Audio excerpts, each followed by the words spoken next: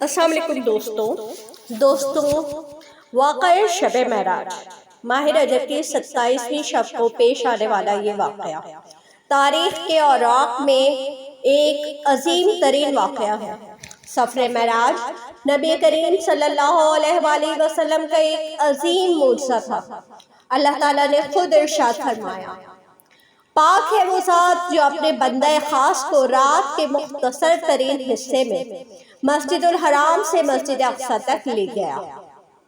وہ مسجد اقصی جس کے ارد گرد ہم نے بہت سی برکتیں رکھی ہیں۔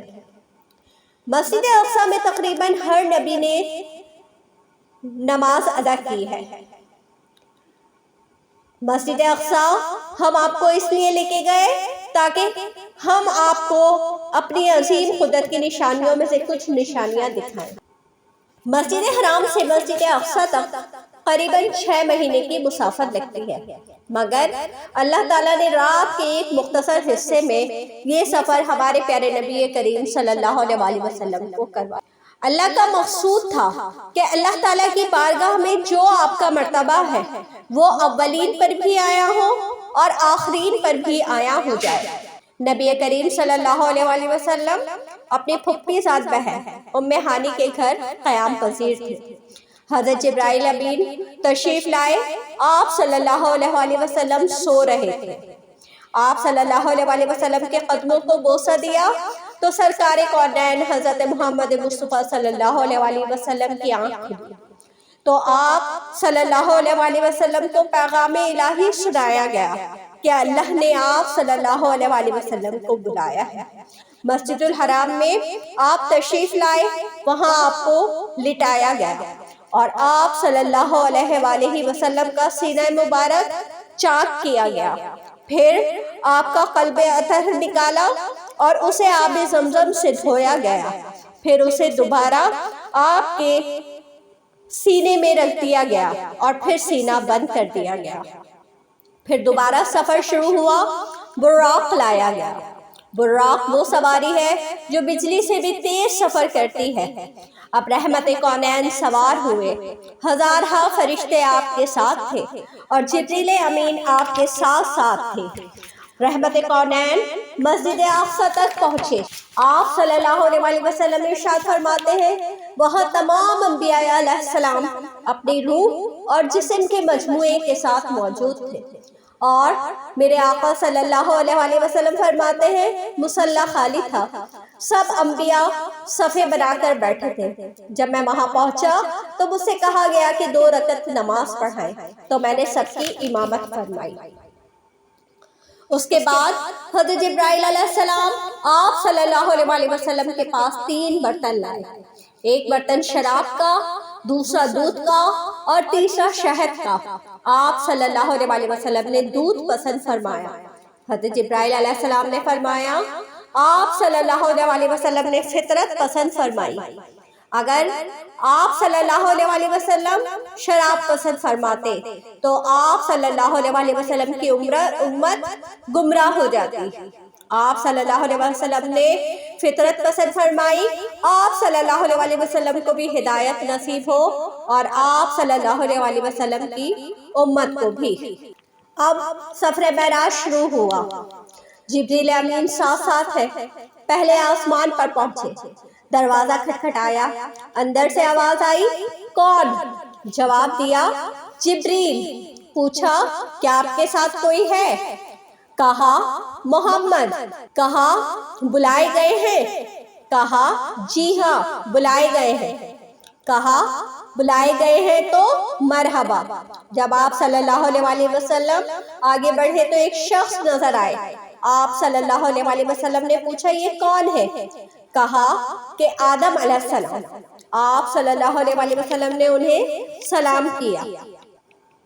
حضرت آدم علیہ السلام نے آپ کو سلام کا جواب دیا اور نبوت کا اقرار فرمایا۔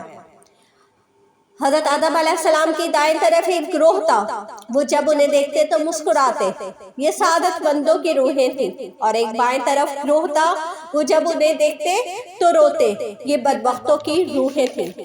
پھر آپ دوسرے آسمان پر پہنچے، وہاں بھی یہی معاملہ ہوا۔ آپ صلی اللہ علیہ وسلم کی ملاقات یحییٰ اور عیسیٰ علیہ السلام سے ہوئی۔ یہاں بھی آپ نے سلام کیا، سلام کا جواب دیا، انہوں نے مرحبا کہا۔ آپ صلی اللہ علیہ وسلم کی نبوت کا اقرار کیا۔ جب آپ صلی اللہ علیہ وسلم تیسرے آسمان پر یوسف علیہ السلام، چوتھے آسمان پر حضرت ادریس علیہ السلام اور پانچویں آسمان پر ہارون علیہ السلام سے ملاقات ہوئی۔ چھٹے آسمان پر آپ کی ملاقات حضرت موسیٰ علیہ السلام سے ہوئی۔ حضرت موسیٰ علیہ السلام کے ساتھ بھی وہی سب معاملہ ہوا، سلام کا جواب دیا، انہوں نے مرحبا کہا، نبوت کا اقرار کیا۔ جب آپ صلی اللہ علیہ وسلم وہاں سے آگے بڑھے تو حضرت موسیٰ علیہ السلام رونے لگے۔ آپ سے پوچھا کہ آپ کیوں رو رہے ہیں؟ تو آپ نے فرمایا، میں رشک کر رہا ہوں آپ صلی اللہ علیہ وسلم کی امت پر، کیونکہ تمام امتوں میں سب سے پہلے امت جو جنت میں داخل ہوگی وہ آپ صلی اللہ علیہ وسلم کی امت ہوگی۔ پھر ساتویں آسمان پر حضرت ابراہیم علیہ السلام سے ملاقات ہوئی اور وہی سوال و جواب ہوئے۔ ہر آسمان پر جبرائیل علیہ السلام آپ سے تعارف کرواتے رہے۔ اس کے بعد بیت المعمور آیا۔ یہ کعبۃ اللہ کے اوپر ایک مکان ہے۔ یہ مکان ایک ایسا مکان ہے، علماء فرماتے ہیں کہ اگر اس کو گرا دیا جائے تو یہ سیدھا کعبۃ اللہ پر آ کے فٹ ہو جائے گا۔ اس کا سائز بالکل خانہ کعبہ کے برابر ہے اور یہ بالکل عین خانہ کعبہ کے اوپر ہے۔ 70,000 فرشتے ہر وقت اس کا طواف کرتے رہتے ہیں اور جس فرشتے کا طواف ہو جاتا ہے اس فرشتے کا دوبارہ کبھی نمبر نہیں آتا۔ حضور صلی اللہ علیہ وسلم نے وہاں نماز ادا فرمائی، پھر آپ صلی اللہ علیہ وسلم عرش الہی پر تشریف لے گئے۔ پھر وہاں سے آپ کو سدرۃ المنتہا پر لے جایا گیا۔ یہاں پہنچ کر جبریل امین نے عرض کی، یا رسول صلی اللہ علیہ وسلم، میں یہاں سے ایک قدم بھی آگے نہیں بڑھ سکتا۔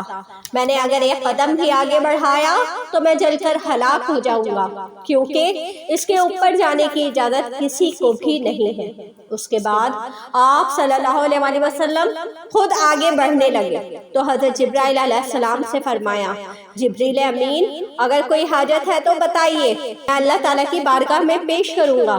بس میری اتنی تمنا ہے کہ جب بروز قیامت آپ صلی اللہ علیہ وسلم کی امت پل صراط کے پاس پہنچے تو اللہ تعالیٰ میرے پروں کو اتنی وسعت دے دے کہ میں وہ پھیلاؤں اور آپ صلی اللہ علیہ وسلم کی امت ان پروں پر سے گزر جائے، اور آپ صلی اللہ علیہ وسلم کی امت ان پروں پر سے گزر جائے۔ اللہ تعالیٰ سدرۃ المنتہا پر پہنچنے کے بعد اللہ تعالیٰ کی باقاعدہ زیارت کی، وہ زیارت جس کی تمنا حضرت موسیٰ علیہ السلام نے کی تھی اور انہیں اللہ تعالیٰ نے فرمایا تھا کہ آپ مجھے ہرگز نہیں دیکھ سکتے، آپ میری تجلی کو برداشت نہیں کر سکیں گے۔ لیکن حضرت موسیٰ نے پھر بھی خواہش ظاہر کی تو تجلیوں کے 1000ویں حصے میں سے ایک حصہ دکھایا گیا، تو جس پہاڑ کو دکھایا گیا وہ پہاڑ ریزہ ریزہ ہو گیا اور حضرت موسیٰ علیہ السلام یہ تجلی برداشت نہ کر سکے اور وہ بے ہوش ہو گئے۔ لیکن حضور صلی اللہ علیہ وسلم نے اللہ تعالیٰ کی باقاعدہ زیارت کی، پھر راز و نیاز کی باتیں ہوئی۔ پھر جب واپس تشریف لائے تو حضرت موسیٰ علیہ السلام نے پوچھا، اللہ نے کیا تحفہ دیا ہے؟ آپ صلی اللہ علیہ وسلم نے جواب دیا، 50 نمازیں۔ حضرت موسیٰ علیہ السلام نے کہا کہ آپ کی امت یہ نمازیں نہیں پڑھ سکتی، آپ جائیے اور کم کروائیے۔ ہر بار پیارے نبی صلی اللہ علیہ وسلم جاتے اور 5 نمازیں کم کرتے رہتے۔ اس طرح آپ 9 دفعہ اوپر گئے اور 45 نمازیں معاف ہو گئیں۔ جب 5 نمازیں رہ گئی تو حضرت موسیٰ علیہ السلام نے کہا، آپ صلی اللہ علیہ وسلم کی امت یہ بھی نہیں پڑھ پائے گی۔ تو حضور صلی اللہ علیہ وسلم نے فرمایا کہ اب تو مجھے جاتے ہوئے شرم آئے گی۔ بخاری کی روایت ہے، قربان چاہیے اللہ تعالیٰ کی رحمت کے کہ جب 45 نمازیں معاف ہو گئی تو ارشاد باری تعالیٰ ہوا، فرمایا حبیب اللہ کے کلمات تبدیل نہیں ہوتے، آپ صلی اللہ علیہ وسلم کی امت یہ جب 5 نمازیں پڑھے گی تو ثواب 50 نمازوں کا ہی ملے گا۔ جب آپ صلی اللہ علیہ وسلم تشریف لائے تو فرمایا کہ نماز میری آنکھوں کی ٹھنڈک ہے۔ آپ صلی اللہ علیہ وسلم راتوں رات واپس آئے، جو کنڈی کھولی تھی وہ کنڈی ویسے ہی ہل رہی تھی، وضو کا جو پانی کیا تھا بہہ رہا تھا وہ وضو کا پانی بہہ ہی رہا تھا، جس بستر سے آپ اٹھ کے گئے تھے وہ بستر گرم تھا۔ صبح سرکار نے لوگوں کے سامنے اس کا ذکر کیا تو کفار نے انکار کر دیا اور کہا یہ کیسے ممکن ہے کہ آپ رات کے ایک ہی حصے میں مسجد الحرام سے مسجد الاقصی کا سفر کر کے آ گئے۔ سب حضرت ابوبکر صدیق کے پاس گئے، ابھی آپ کو صدیق کا لقب نہیں ملا تھا۔ کفار مکہ نے حضرت ابوبکر صدیق سے کہا پتہ ہے تمہارا دوست کیا کہتا ہے کہ رات کے مختصر حصے میں مسجد الحرام سے مسجد اقصی تک گیا ہے؟